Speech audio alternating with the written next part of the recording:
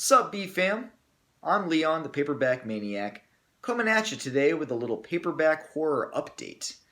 Thought I'd share with you a few things that I've acquired over the past month or so. We're going to be taking a look at some books that I got from the Book Junction in Huntington Beach, Booktown, USA in Anaheim, the Book Rack in Arcadia, and of course, the Iliad in North Hollywood. Now, a couple weeks ago, Bookman, used bookstore in Orange, California, and a place that I've mentioned many, many times on this channel, one of my absolute favorites. They recently had their grand reopening. They had been closed for many, many months because they had moved to a new location in Orange, California, and I was really excited. And I'd been waiting for them to reopen. I went to the grand reopening. And I have to say, I was really disappointed. Whereas before, their horror section was kind of like a whole library aisle, if you can imagine, of just like horror titles, such great gems I would always find there. If you go back to some of my earlier hauls, you'll see the kinds of books that I would find there. Well, I knew that this new location was going to be a little smaller, but their horror section in particular has been severely sort of consolidated, let's say. Whereas before they had that whole aisle, now it's literally just like two of my bookcases there. And most of the titles that I saw at least that day were your standard like Stephen King and Dean Koontz, like the kind of thing that you might see if you walk into just any random used bookstore, and that's disappointing because that place could always be relied upon in the past to find those gems, those obscure vintage treasures. Now I haven't been back since that grand reopening, and I am hoping that maybe they will expand that horror section again. Maybe they just didn't put out all the books. I really hope they're not going to leave it at that, because that would be unfortunate. However, I am lucky because there are a number of other places to go, and so I think I'll be just fine.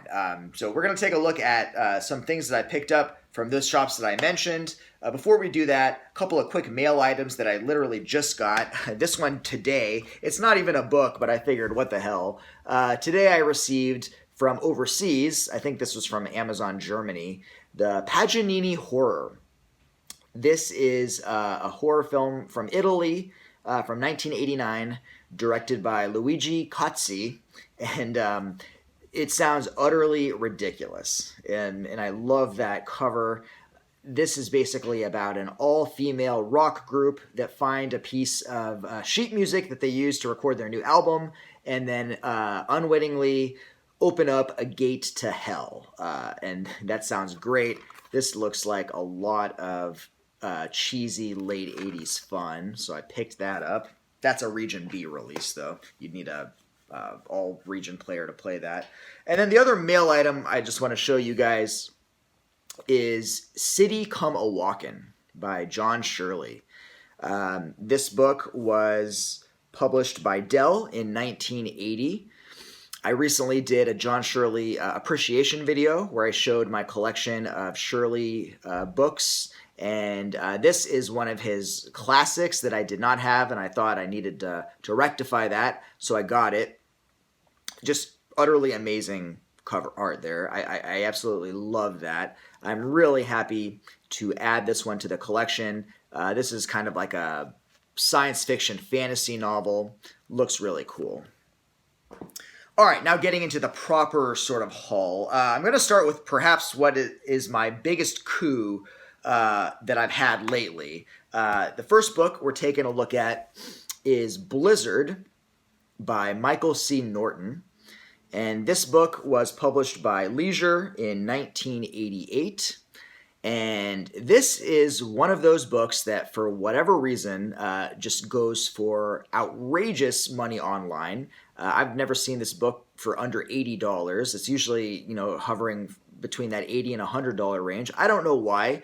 This author's other book, this is his second novel. His first book, Abomination, which I hear great things about and which I hope to get to soon. That one is not this expensive, but for whatever reason, this one is. So, I never picked it up, but I was always looking for it, when I walked into shops. And when I saw this, at the book rack in really like pristine condition.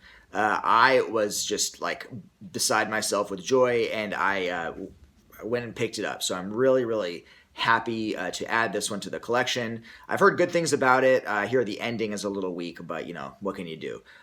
Before I read this, though, I will read Abomination, the author's first book. I hope to read that one actually really soon. So that was really cool. Another great find I found from the book rack in Arcadia is Elizabeth by Jessica Hamilton. Jessica Hamilton was a pen name for the author Ken Greenhall, whom Will Erickson and Grady Smith have kind of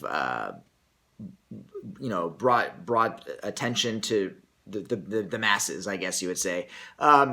This edition is from Bart, and it was published in 1988. I already had the first paperback publication from Popular Library. This edition was from 1977. But I don't know. Even though this one is definitely creepier, I definitely like the 80s vibe of the Bart edition. So yeah, definitely happy to add that to the collection. This next one I have never heard about, but I was utterly charmed when I saw it. This is Southpaw by Frank King, and this book was published by Lynx in 1988, and it is apparently baseball werewolf horror. And that sounds utterly amazing. I'm not really a big baseball guy, but who could resist a cover like that? You throw werewolves and baseball together, it definitely sounds charming. So I was pretty excited when I stumbled across this one. Okay, next up, we've got a book called The Sendai. And this one was written by William Woolfolk and published by Popular Library in 1981. That's got a pretty creepy and intriguing cover. Looks pretty cool.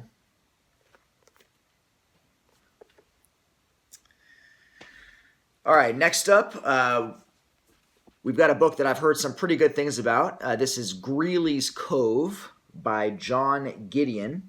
And this is the first paperback edition published by Jove in 1991. I already had the UK edition here, which was put out by Knight in 1997, 1997, and that is pretty decent artwork for 1997. I think the UK was holding on a little longer than the US publishers, but I don't know. I really like the atmosphere of the original Jove cover. So yeah, I was happy to pick that up and add it. As I said, I heard good things about that book, and that sounds like a fun one to read. All right, next up, we've got a novelization. This is Darkman by Randall Boyle. Randall Boyle may be known to vintage horror aficionados. He's pretty respected, and I've heard great things about his work. In particular, Monster, which is one that I have on my short TBR. I'd like to get to that at some point soon. But he wrote a few novelizations. This is a fun movie directed by Sam Raimi. This novelization was put out by Jove in 1990. That was the year that the film was released. Kind of an interesting story. I think Sam Raimi, I heard, really, really wanted to get the Batman gig. He wanted to direct Batman. And he lobbied hard for it, and I think got close, but ultimately, of course, lost out to Tim Burton. And so then he said, well, screw it. I'm going to make up my own superhero and make my own kind of superhero movie. And that was, how Darkman was formed. And that's why it definitely feels like a Sam Raimi superhero movie. It's basically, like a horror crime superhero movie with quirky, weird, dark elements. Pretty fun. I figured, yeah, why not pick up the novelization, especially if it's written by Randall Boyle, who I've heard really nothing but good things about. All right, and then next one we're taking a look at is The Chin Dee by Brad Steiger. And this book was published by Dell in 1980. Got some good old politically incorrect horror from the early 80s dealing with Native Americans. I gotta love that. Yeah, this one looks like it could be fun. All right, next one we got is a movie reference book. I'm a big fan of these, especially, like these kind of retro ones. This one is the The Phantom's Ultimate Video Guide. And it was published by Dell in 1989. I think I read a review of this in an old back issue of either Toxic Horror or Fangoria. And I'm a big fan of these reference books, especially like these genre reference books from this time period. And this is not the kind of book, although I have read books like this from back to back, but this one just kind of like looking through it here and there, I'm not as enthralled with the writing as say like the reference books by John McCarthy, the official Splatter movie guide. I think these are really, really good. There were two of those, official Splatter movie guide 1 and official Splatter movie guide 2. I think those are, a little more like my style. But of course, if you're into those kinds of things, the gold standard is Chazz Balan with his Gore Score reference book. This is actually a compendium of like a few different Gore Score books that he was putting out throughout the 80s and early 90s. But yeah, this is just a really, really entertaining book. If you want to, if you want something like those capsule reviews on horror flicks from the 70s, 80s, that's really, really good. Okay, next up, we've got Child of Darkness by David B. Silva. This is David B. Silva's first novel. It was published by Leisure in 1986. David B. Silva is probably best known as the editor of the great horror show magazine, which ran through the 80s, I think like 81 or 82 to like 91 or 92. But he published a couple of novels as well. I've heard sort of, tepid things about this one. However, I've heard that his second novel, Come 13, is really good. And that's one that I have. Maybe I'll read that one first. I don't know. I used to be the kind of person that always wanted to like read an author's work chronologically, but if I know that another work is like the better work, it makes sense to maybe start with that one. But yeah, we'll see. This one, I am a sucker for evil children, so yeah, definitely give it a shot. All right, next two are books that I owned at one point and lost, and so I was, kind of happy to pick them up again. This is The Hellbound Heart by Clive Barker. This edition was put out by Harper in 1991. Always loved that cover art. It always like that. This is one of those books that I always like kind of gravitated to when I was a kid and I was in the bookstore. Like I remember like going to like Walden Books, like in the mall, back when kids like went to the mall, like when I was a little kid. And this is one, like that cover always caught my eye. And some of those story collections of his from Pocket also really caught my eye. But yeah, this book, obviously the basis for Hellraiser and a great story. It's a novella, really. Could be in better condition, but it's okay. I am happy to have it again. So I'm going to say something else about this. Yeah, it's Clive Barker. Yeah, great story. And another one that I had, but just like, I think it's somewhere back home. The DriveIn 2. This one, when I saw, I was happy to pick up by Joe R. Lansdale. This book was published by Bantam Spectra in 1989. I actually have not read the sequel. I am a huge fan of the first DriveIn book. I have that in hardcover somewhere. But yeah, that is just a really great, kind of bizarro splatter novel. So yeah, I've always been meaning to get to the DriveIn 2. I don't know, if I end up doing a movie Mayhem Part 2 in 2019, this would be a perfect book to read for that. All right, I got a few more here. Next up is Icefire by Robert C. Wilson. This book was published by Berkeley in 1984. And this book just sounds really badass. This just seems like a really sort of exhilarating and sort of adrenaline filled book. And I'm really, it seems like the kind of book, it's a pretty thick book, but it seems like a fun one to just get lost in. So yeah, this was a pleasant find. I'm happy to have it and eventually check it out sometime. All right, the penultimate one here. This one I got just strictly for the cover, but this is A Personal Demon. And this was written by David Bischoff, Rich Brown, and Linda Richardson. And it was published by Signet in 1985. Got really, really striking cover art there. This is not actually a horror novel, though. This is kind of more of, I don't know, like an academic satire or something, it almost sounds like. But yeah, it sounds like it could be fun. And with a cover like that, you really can't go wrong, right?